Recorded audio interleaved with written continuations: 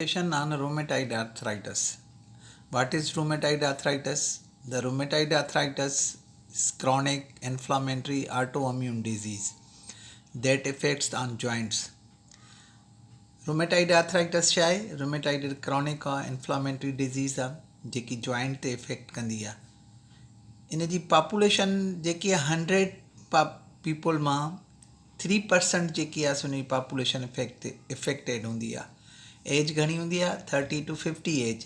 30 to 50 age में जेको आहे 100 माण्हुनि मां 3 माण्हू जेके इन इफेक्टेड हूंदा with rheumatoid arthritis. Rheumatoid arthritis is a autoimmune disease that affects on joints. All body joints ते इफेक्ट विझंदी आहे जेकी ऑटोइम्यून डिज़ीज़ आहे. ठीकु आहे. हाणे इन्फ्लामेशन जा साइन कहिड़ा हूंदा ने? रेडनेस थींदी जेकॾहिं इन्फ्लामेशन थी वई, हीट थींदी, स्वेलिंग थींदी, पेन थींदो ऐं लॉस ऑफ फंक्शन थींदो. हाणे come to the point next. The word meaning rheumatoid. Ortho जो मतिलबु आहे joint, its inflammation, autoimmune disease inflammation चवंदा आहियूं असां. हाणे इन्फ्लामेशन में छा थींदो? बोन एरोड थी वेंदो. बोन जेको आहे बोन जी डिस्ट्रक्शन थी वेंदी, एरोड थी वेंदो, इन्फ्लामेशन थींदो ऐं जॉइंट जेके न इफेक्ट थींदा. रूमेटाइड वर्ड मीनिंग आहे मस्कुलोस्केलेटल. मस्क्यूलोस्केलेटल माना मस्क्यूलोस्केलेटल. हाणे बोन एरोड थी वियो, डिस्ट्रक्शन छाजी थींदी? कार्टिलेज थींदी. इन बिटवीन द जॉइंट कार्टिलेज हूंदो आहे, आर्टिक्यूलर कार्टिलेज हूंदो आहे जंहिंजी डिस्ट्रक्शन थींदी, जंहिंजे करे रूमेटाइड आर्थराइटिस थींदो आहे. ऐं फ्रैक्शन जेकी रिड्यूस थी वेंदी ऐं जेके जॉइंट ने उहे टेढ़ा डाइवर्शन थी वेंदी आहे, टेढ़ा थी वेंदा आहिनि. जेके बि जॉइंट्स हूंदा आहिनि हैंड ऐं फीट जा जॉइंट उहे टेढ़ा थी वेंदा आहिनि. पर इहो आहे त it comes from years and month. Chronic disease आहे, कुझु टाइम में न थींदी पर घणी इफेक्ट कंदी आहे. कास्ड बाय सिस्टमिक इन्फेक्शन बि काज़ कंदी आहे that effects the all parts of the body like heart आहे, किडनी आहे, लंग्स आहे, आइज़ आहे, स्किन आहे, नर्वस सिस्टम आहे ऐं जेनेटिक फैक्टर बि आहे, एनवायरमेंटल फैक्टर बि आहे. हाणे जेनेटिक फैक्टर में HLA जीन हूंदो आहे, ह्यूमन लीकोसाइट जीन, उनखे चवंदा आहियूं HL फैक्टर. एनवायरमेंटल फैक्टर में छा आहे? स्मोकिंग आहे, आर बैक्टीरिया आहे, वायरल इन्फेक्शन आहे ऐं जेको आहे सो हुन में त HL मां तव्हांखे ॿुधायो जीन हूंदो आहे जेको ह्यूमन लीकोसाइट काज़ कंदो आहे, उहो उनजो रिस्पॉन्सिबल हूंदो आहे that involve by genetic factor. हाणे come to the look at the figure healthy bone and arthritis point. हीअ जेकी फिगर शो कई आहे मां, इहा साइनोवेल जॉइंट आहे, नी जॉइंट जी आहे. त जीअं तव्हांजो फोकस वधीक थिए ऐं हेल्दी जॉइंट ऐं आर्थराइटिस जेके इन जॉइंट में तव्हांखे डिफ्रेंशिएट कयूं. हाणे ॾिसो, हे नी आहे, नी जॉइंट आहे, पटेला चऊं या नी जॉइंट चऊं या असां चऊं, हे ॿई जॉइंट ने इन बिटवीन विच में हे जेको मां शो कयो आहे हिनखे जेकी इन बिटवीन लेटरल लाइन ॾिनी आहे, इहा हेल्दी बोन आहे ऐं हे आर्थराइटिस बोन आहे. हाणे हेल्दी बोन ॾिसो, ही कैप्सूल आहे, ही साइनोवेल मेम्ब्रेन आहे ऐं ही साइनोवेल फ्लूइड आहे in between the articular cartilage.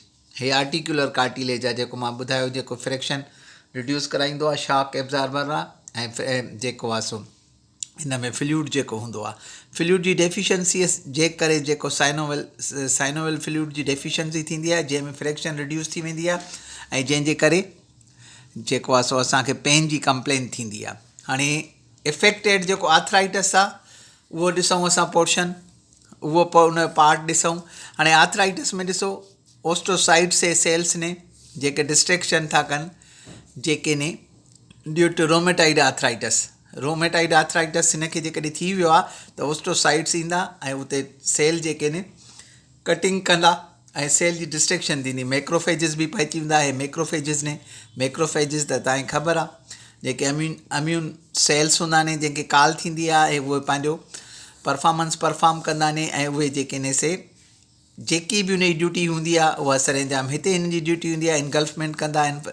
ऐं जेको आहे सो डेंट्राइट्स ने, ही डेंट्राइट सेल ने जेके एंटीजीन प्रेज़ेंट कंदा आहिनि, जेके एंटीबॉडी ऐं एंटीजीन जे बिटवीन रिएक्शन थींदो आहे उनखे ही शो कंदा आहिनि. बी सेल ऐं टी सेल लिम्फोटिक सेल्स ने T cell B plasma cell ऐं टी सेल्स ही जेके एंटीजीन मेकिंग सेल्स ने जेके एंटीजीन मेक कंदा ऐं जेके ख़बर पवंदी त फॉरेन पार्टिकल या फॉरेन एंटीजीन अचे थो एंटीबॉडीअ खे स्टिमुलेट कंदा त पाण में रिएक्शन कनि पैदा कनि त जीअं असां पाण में फाइट कयूं ऐं जेको आहे सो सोल्जर जो कमु कयूं। हाणे ऑटो एंटीबॉडीज़ जेके आहिनि उहे ॿ आर एफ एंड CAP।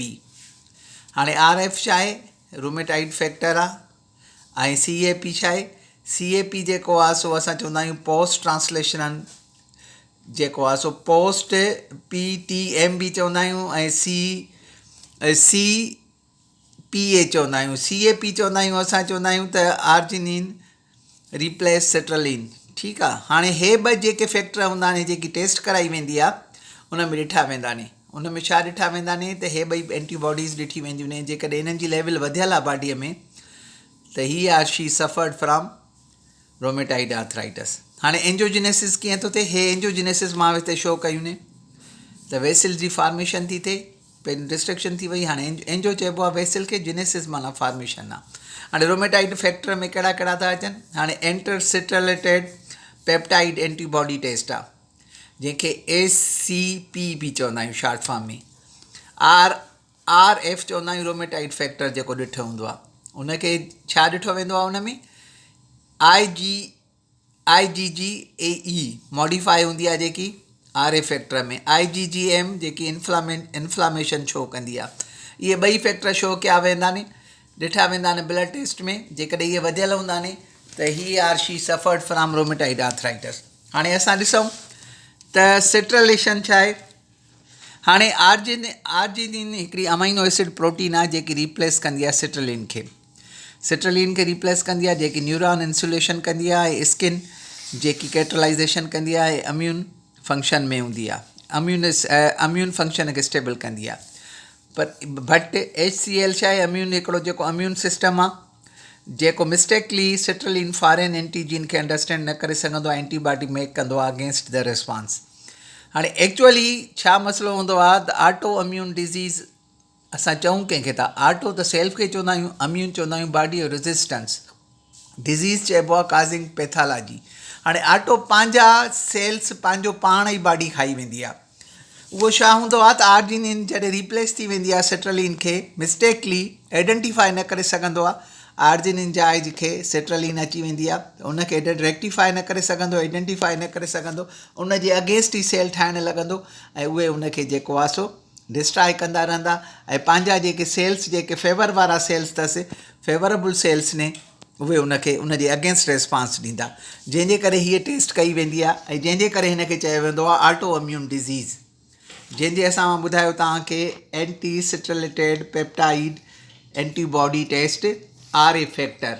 हे ॿई एंटीबॉडी जेके ब्लड प्रोटीन जी टेस्ट कई वेंदी आहे, बॉडीअ में ॾिठी वेंदी आहे त हीअ जेकॾहिं वधियल आहे त उन में असांखे ख़बर पवंदी आहे त रोमेटाइड आर्थराइटिस जो ही पेशेंट आहे। एक्चुअली जेकी आहे सो मिस्टेकली आइडेंटिफाई न करे सघंदो आहे, पंहिंजी अमाइनो एसिड्स खे रिप्लेस करे छॾींदो आहे आर्जिनिन खे न सिट्रलिन सां, जंहिंजे करे जेकी हुनजी फेवरेबल इन्वायरमेंट क्रिएट करे या हुनखे फेवर करे या हुनजे अगेंस्ट रिस्पॉन्स करे त उहो सम्झंदो आहे त हीअ मुंहिंजे कार नुक़सानकार आहे, हुनजे लाइ वरी एंटीबॉडी प्रोड्यूस कंदो आहे त उन ॿिन्ही जो जेको आहे सो पाण में क्लेश थींदो आहे। क्लेश थियण जे करे वेरीफाई न कंदो आहे त हीअ फेवरेबल आहे आर नॉट, जंहिंजे करे हू पंहिंजा सेल्स पंहिंजो पाण ई खाईंदो रहंदो आहे, जंहिंजे करे रोमेटाइड आर्थराइटिस थींदो आहे। हाणे रोमेटाइड आर्थराइटिस जेको क्रॉनिक ऐं जेनेटिक डिज़ीज़ आहे, एनवायरमेंटल फैक्टर बि हिन में आहे, पर रोमेटाइड आर्थराइटिस में ईअं हूंदो आहे त तव्हांजे हथनि पेरनि जा जॉइंट्स जेके आहिनि उहे टेढ़ा थी वेंदा आहिनि ऐं एज जेकी आहे उहा 30 खां 50 साल आहे, 100 मां 3% माण्हुनि खे थींदी आहे